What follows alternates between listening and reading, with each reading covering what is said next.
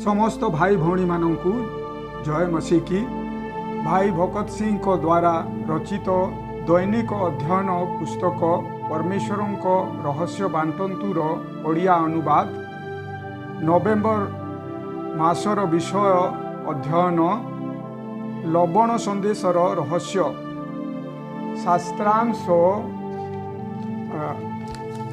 शास्त्रांश नवेम्बर 2 तारीख शास्त्रांश जोहन 20 अध्याय 21 पद। पिता जे प्रकारे मते प्रेरण करिअछंती मु मध्य से प्रकारे तुमानंकु प्रेरण करूअछि।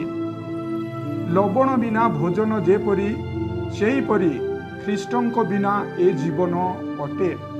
जदि आपणंकु सकाल मध्याह्न एवं संध्यारे बिना लुणर खाद्य दिया जाए तेबे आपण कहिबे खाइबरे किछि मजा आसुनाही।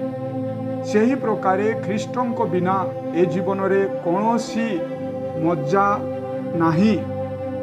समस्त लोकंक मध्यरे निजर सेवा कार्य आरंभ करिबा पूर्वे प्रभु जीशु ख्रीष्ट जर्दन नदी रे जल दीक्षा नेले ओ पुणी जंगल रे परीक्षित हेले। तापरे से गालिली देश को गले। सेठारे केतेक पुरुष लोकंकु कहिले मोहर अनुगमन कर, तेबे मु तुमानंकु मनुष्य मानंकु धरिबा बाला मछुआ बनैबी। तेबे से माने शीघ्र ताहांकर पछरे चालिले। माथ्यू लिखित सुसमाचार 4 अध्याय 18 पदरु 22 पद पर्यंत प्रभु जीशु ख्रीष्ट निजर सेवा कार्य एक बड़ जनसमूह सहित आरंभ करिनथिले। जंगल रे 40 दिन परीक्षित हेला परे से गालिली प्रदेश रे आसिले। सेठारे तांकु पहुँचीबा पाई 100 कोसरु अधिक बाट चलिबाकू पड़िला। तांकु काहीकि एही यात्रा करिबाकू पड़िला, कारण जो अल्प लोकंकु निजर शिष्य भावरे ग्रहण करिबाकू थिला से माने समस्ते काफरनाहुम रे बास करुथिले। यह गालिलीर समुद्र तटरे स्थित एक नगर थिला। आउ सेठारे सिमियोन, आंद्रिय, जोहन और जाकुब बास करुथिले। टिके चिंता करंतु जे एही 4-5 जन लोकंक पाई प्रभु जीशुंकु एते दूर यात्रा काहीकि करिबाकू पड़िला, कारण से तांकु समग्र पृथ्वीर लवण बनैबाकू जाउथिले।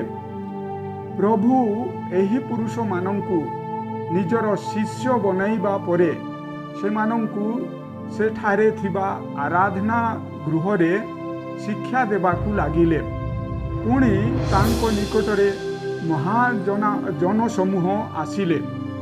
से मानंकु आह्वान करी नथिले, तथापि से माने तांको निकटकू आसिले। जेतेबेले से माने जीशुंको ठारे प्रकाशित अधिकार और सामर्थ्य को देखिले तेबे आखपाखर समस्त लोक एकत्र हेले। से माने तांको ठारू मुक्ति और सुस्थता पाइबा पाई आसुथिले। समाजर सबु श्रेणीर लोके तांको निकटकू आसिले। से माने गालिली, देकापोली, जेरुसालेम, यहूदा प्रदेश और जर्दनर आरो पारिरु मध्य आसिले। प्रभु एई वाक्य द्वारा आपण मानंकु आशीर्वाद करंतु।